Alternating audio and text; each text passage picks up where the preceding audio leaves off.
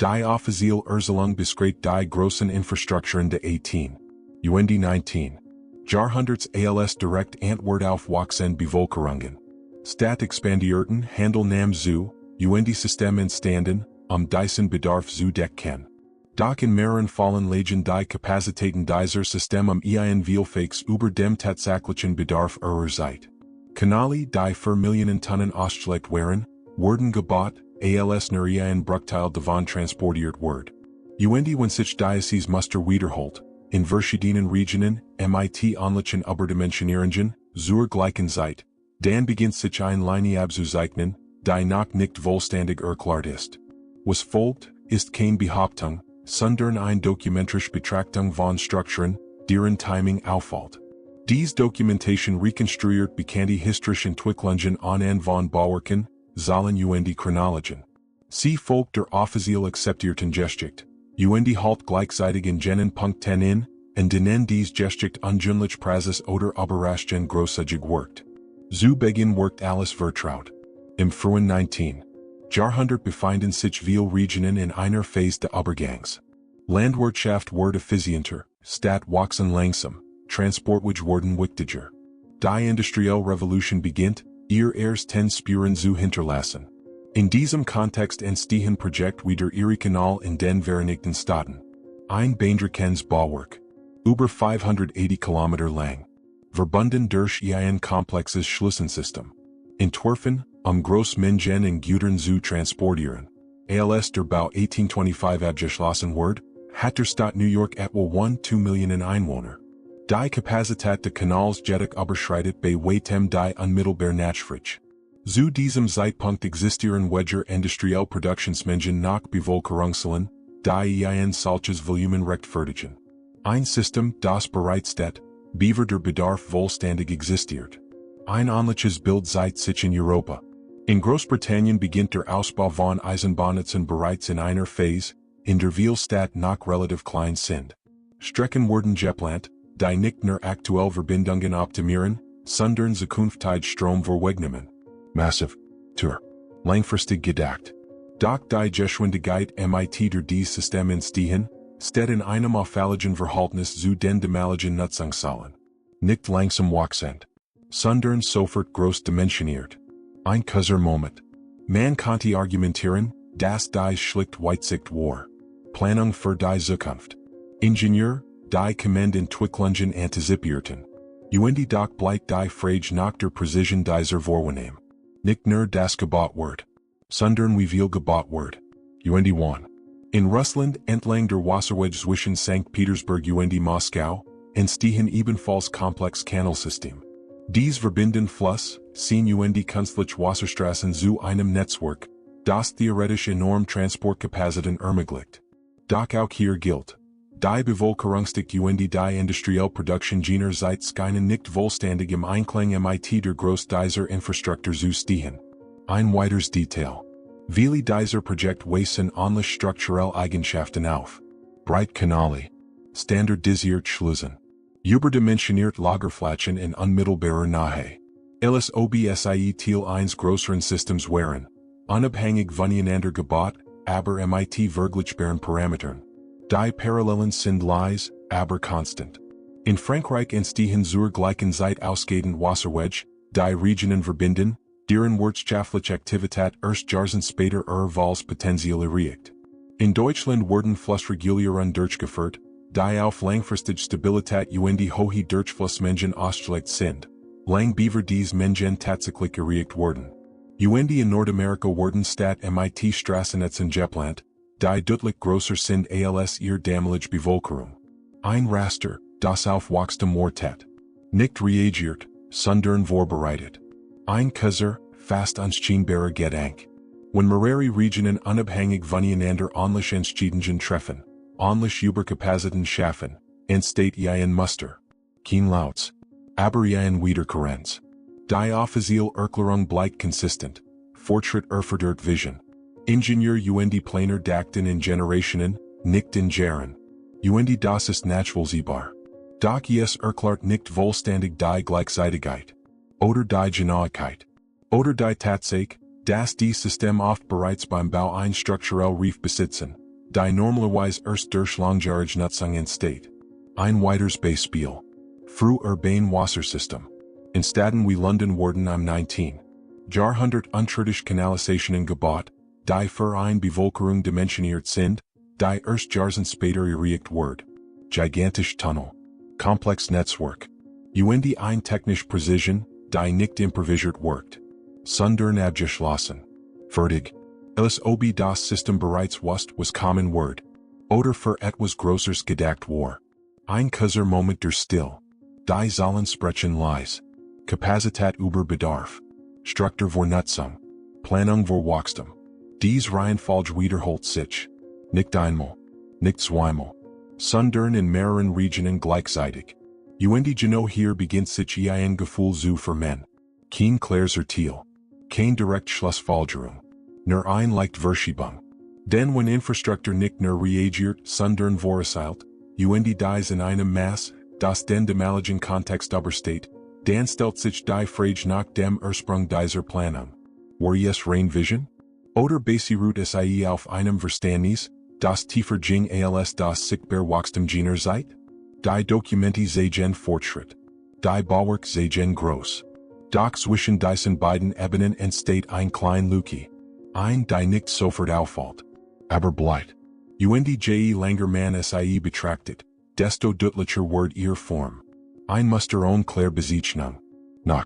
Die Beugung setzt sich fort, kaum merklich, doch mit zunehmendem Gewicht. Was über wie einzeln Beispiel wirkt, beginnt sich nun zu verdichten. In den Vereinigten Staaten entsteht im frühen 19. Jahrhundert ein Netzwerk aus Kanälen, Straßen später Eisenbahnen, das nicht nur Bestenstadt verbindet, sondern Raum erschließt, die zu diesem Zeitpunkt noch kaum besiedelt sind. Der Erie-Kanal war dabei nur der Anfang. Kurz darauf folgen weitere Projekte. Der Chesapeake and Ohio Canal. Der Pennsylvania Main Line. Verbindungen, die Regionen strukturieren, lang beaver dies Regionen ihr wahlwirtschaftlich Bedeutung erreichen. Ein auffälliges Detail bleibt bestehen, die Dimensionierung. Die Systeme wurden nicht schrittweise erweitert. Sie erscheinen groß von Anfang an. Breitgenig für intensiven Verkehr. Stabilgenig für langfristige Nutzung. Oft begleitet von Lagerhäusern, Docks Nebensystemen, die weit über das hinausgehen, was unmittelbar benötigt wird. Ein kurzer Moment. Man konnte dies als Optimismus interpretieren. Doch die sollen ein ruhiger, praxisser Geschichte. In Weilen fallen bleiben die tatsächlichen Nutzungszahlen über Jahr hinweg deutlich unter der Kapazität. Die Infrastruktur wird nicht passiv, sondern bereit. Parallel dazu entwickelt sich in Großbritannien ein ähnlich strukturiertes Bild. Die Eisenbahnlinien, die in den 1830er und 1840er Jahren entstehen, verbinden nicht nur Großstädte wie London, Manchester oder Liverpool. Die schaffen ein dites Netz, das auch kleiner Orte integriert. Vorsichtig, konsequent. Mit einem Standardisierungsgrad, der aber rasch. Gleich Spurweiten. Ähnlich Bahnhofsarchitektur. Wiederkehrend technisch Lösungen. Es wirkt nicht wie ein langsames, experimentelles Wachstum. Sondern wie ein System, das sich ausrollt. Ein weiteres Detail fällt auf. Viele Bahnhof dieser Zeit sind größer, als der damalige Passagierfluss erfordert. Hohe Decken. Mehrere Gleise. Großzügig Hallen. Strukturen, die nicht nur für den Moment gebaut wurden, sondern für eine Nutzung, die erst noch kommen sollte. Doch stehen es bereits vollständig da. Nicht erweitert. Nicht angepasst. Sondern fertig. Ein kurzer, prägnanter Gedanke. Wenn Systeme immer wieder vor ihrer eigenen Auslastung existieren, stellt sich die Frage, ob es tatsächlich für diesen Zeitpunkt gebaut wurden. Oder für einen späteren. Die Entwicklung geht weiter. In beiden Regionen USA und Großbritannien, entstehen Energiesysteme, lang beaver der Verbrauch sein späteren Spitzen erreicht. Früh Wasserkraftwerk. Erste Stromnetz. Verteilsystem, die nicht nur bestehend Haushalte bedienen, sondern Potenzial schaffen. Ein Netz, das wächst, beaver vollständig gebraucht wird. Auch hier zeigt sich ein Muster. Infrastruktur vor Nachfrage. Nicht als Ausnahme. Sondern als wiederkehrendes Prinzip. Ein Blick auf Lagerkapazitäten verstärkt dieses Bild. In Hafenstädten wie New York oder Liverpool entstehen Großspeicheranlagen für Güter, die in dieser Mensch zunächst gar nicht eintreffen. Getried Speicher. Lagerhäuser. Kohlraum. Gebaut mit einer groß, die zukünftige Handelsstrom vorwegnimmt. Die waren der Handel tatsächlich watcht, scheint die Infrastruktur bereits darauf gewartet zu haben. Es obsie nicht reagiert, sondern vorbereitet. Ein weiterer Schritt. Administrative Strukturen. Soll in den Vereinigten Staaten als auch im Vereinigten Königreich entwickeln sich Behörden die Planungseinheiten, die erstaunlich ähnlich Ansätze verfolgen. Zentralisiert Planung. Langfristig Projekt. Standardisiert Beweisen. Die Parallelen sind subtle, aber konstant. Unabhängig voneinander entstehen Systeme, die nach vergleichbaren Prinzipien funktionieren. Ein kurzer Moment der Ruhe. Man konnte dies als logische Entwicklung interpretieren. Technologie verbreitet sich. Ideen reisen. Doch die Synchronität bleibt bemerkenswert. Nicht nur, das ähnliche System entstehen. Sondern das sie zur gleichen Zeit entstehen. Mit ähnlicher Groß. Mit ähnlicher Struktur. Mit ähnlicher Vorausplanung. Ein Gedanke formt sich leise. Wenn mehrere Regionen gleichzeitig beginnen, Infrastruktur nicht nur für den aktuellen Bedarf, sondern für zukünftige Größenordnungen zu bauen, dann dettet dies auf ein gemeinsames Verständnis hin. Nicht unbedingt auf Direktverbindung, aber auf ein geteilt Logik. Oder ein geteilt Erwartung. Die Frage bleibt offen. Kam diese Erwartung? Ein weiteres Beispiel verstärkt die Beobachtung. Für Stadtplanung. In amerikanischen Städten wie Chicago oder Washington D.C. wurden Straßennetz angelegt, die weit über die damalige Bebauung hinausgehen. Breitstraßen. Regelmäßig Raster. Reserviert Flächen. Ein Layout, das nicht für die Gegenwart gedacht scheint. Sondern für eine Zukunft, die bereits berücksichtigt wird. In London seit sich ein ähnlicher Trend. Straßen wurden erweitert. Brücken verstärkt. Verkehrsachsen vorbereitet. Nicht als Reaktion auf akuten Druck. Sondern im Voraus. Ein kurzer, fast unscheinbarer Satz. Die Infrastruktur scheint ihr eigen Zukunft zu kennen. Waren die System wachsen, verstärkt sich ein weiteres Element. Überengineering. Viele Bauwerk dieser Zeit sind robuster, als es notwendig wäre. Brücken mit Tragfähigkeiten, die weit über die damaligen Lasten hinausgehen. Kanale mit Breiten, die größer Schiff aufnehmen können, als zu diesem Zeitpunkt existieren. Tunnel, die nicht nur funktional, sondern großzügig dimensioniert sind.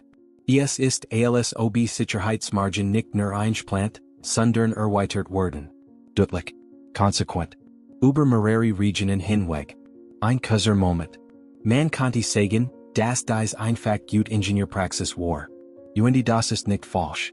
Doch die Konsistenz dieses Ansatzes, über Kontinente hinweg, bleibt auffällig. Die gleiche Tendenz. Die gleiche Großzügigkeit. Die gleiche Bereitschaft, über den aktuellen Bedarf hinauszugehen. Ein weiterer Gedanke tritt hinzu. Die Systeme funktionieren. Nicht nur technisch, sondern struktural. Sie integrieren sich, ergänzen sich, wachsen in die Kapazitäten hinein, die bereits existieren. Genau hier entsteht ein Stillspannung. Denn wenn Infrastruktur wiederholt vor ihrer eigenen Notwendigkeit existiert, später exakt in diese Kapazität hineinwächst, dann wirkt es weniger wie Anpassung. Mehr wie Vorbereitung. Ob dies Vorbereitung das Ergebnis außergewöhnlicher Planung ist oder etwas anderes widerspiegelt, bleibt offen.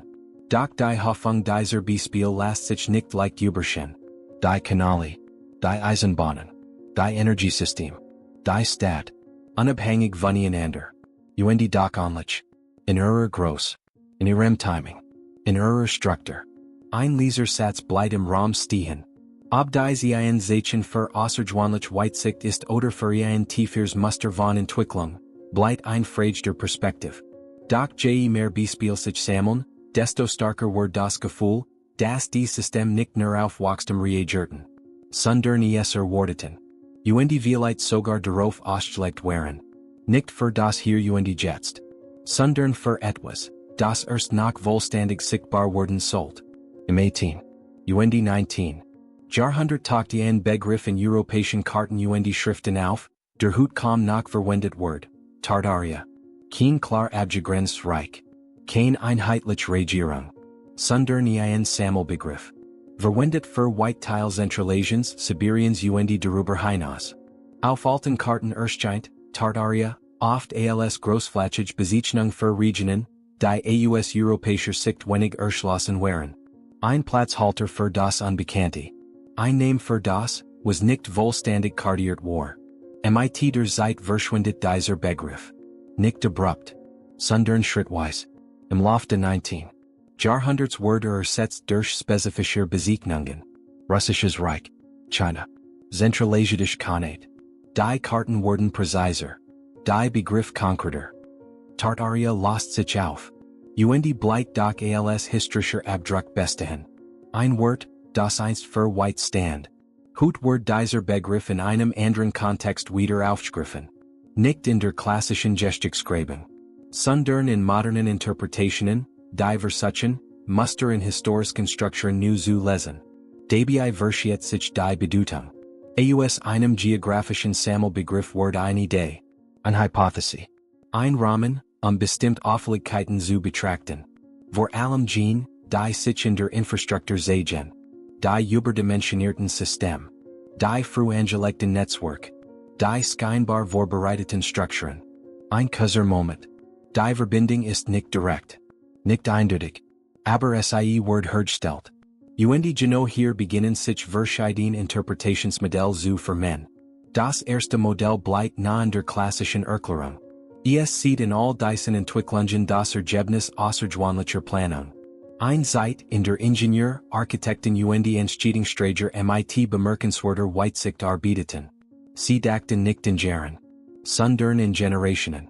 Sie bauten nicht für den Moment, sondern für das, was kommen wird. In diesem Modell ist die Überdimensionierung kein Rätsel, sondern eine bewusste Entscheidung. Eine Investition in die Zukunft. Ein Ausdruck von Vertrauen in Wachstum. Und wenn man die Entwicklung der folgenden Jahrzehnte betrachtet, das Bevölkerungswachstum, die Industrialisierung, den globalen Handel, scheint dies Planung aufzugehen. Die Systeme wurden genutzt. Die Kapazitäten gefühlt. Die Infrastruktur erfüllt ihren Zweck. Ein gleiches Bild. Stimmig. Doch es bleibt ein zweites Modell. Dieses Modell verschiet den Fokus leicht. Es betrachtet die Möglichkeit, dass nicht alles von Grund auf neu entstanden ist. Das einige dieser Strukturen vielleicht auf bestehenden Fundamenten aufbauen. Nicht im Sinn von verlorenen Zivilisationen im dramatischen Sinn, sondern im Sinn von Kontinuität, von Übernehmen, von Anpassung. In diesem Modell konnten Teil der Infrastruktur alter sein, als ihr offiziell Dokumentation vermuten lässt. Nicht vollständig, nicht überall, aber punktuell. Und wenn dies zutrifft, wird es erklären, warum einige Systeme bereits bei ihrer Einführung so vollständig wirken. Warum sie nicht wie erste Versionen erscheinen, sondern wie vorgeschrittene Stadien. Ein Lesergedanke. Vielleicht wird nicht alles neu begonnen, sondern manches weitergeführt. Dann entsteht ein drittes Modell. Abstrakter. Weniger greifbar. Es betrachtet dies Entwicklungen nicht als Ergebnis einzelner Entscheidungen oder konkreter Sprung, sondern als Ausdruck größerer systemischer Dynamiken. Eine Art kollektives Verständnis. Ein Zeit, in der ähnliche Probleme zu ähnlichen Lösungen führen. Unabhängig voneinander. Parallel. Fast synchron. In diesem Modell ist die Ähnlichkeit zwischen den Regionen kein Hinweis auf Verbindung, sondern auf Konvergenz. Ähnliche Ausgangsbedingungen. Ähnliche Technologien. Ähnliche Ziel. Und daraus entstehen ähnliche Systeme. Die Überdimensionierung war hier kein Zeichen von Wissen, sondern von Sicherheitsdenken. Von dem Wunsch, nicht nur ausreichend zu bauen, sondern mehr als ausreichend. Ein Puffer. Ein Raum für Wachstum. Ein stilles Prinzip. Lieber zu groß als zu klein. Ein kurzer Moment der Still. Drei Modell. Drei Perspektiven. Kein von innen vollständig. Kein von innen ausgeschlossen. Und waren dies Modell nebeneinander stehen, kehrt der Blick zurück zu einem früheren Punkt. Zum Jahr 1816. Ein Jahr, das oft als Jahr ohne Sommer bezeichnet wird. Global klimatische Anomalien. Ernteausfall. Temperaturabfall. Ein Bruch im gententen Rhythmus. Kurs danig Beschleunigt sich in vielen Regionen der Ausbau von Infrastruktur. Kanäle, Straßen, Netzwerk. Es ist kein direkter Zusammenhang. Kein klarer Auslöser. Und doch liegt die Zeit like nahe im Raum. Ein weiterer Gedanke entsteht. Wenn Systeme entstehen, die über den unmittelbaren Bedarf hinausgehen, könnte dies auch eine Reaktion auf Unsicherheit sein. Nicht nur auf Wachstum, sondern auf Unvorhersehbarkeit. Auf das Bewusstsein, dass sich Bedingungen schnell ändern können. In diesem Licht wirkt die Überdimensionierung anders. Nicht als Rätsel, sondern als Absicherung. Ein Versuch, Stabilität zu schaffen. Ein Netz, das auch dann tragt, wenn sich die Welt verändert. Ein Kaiser, klarer Satz.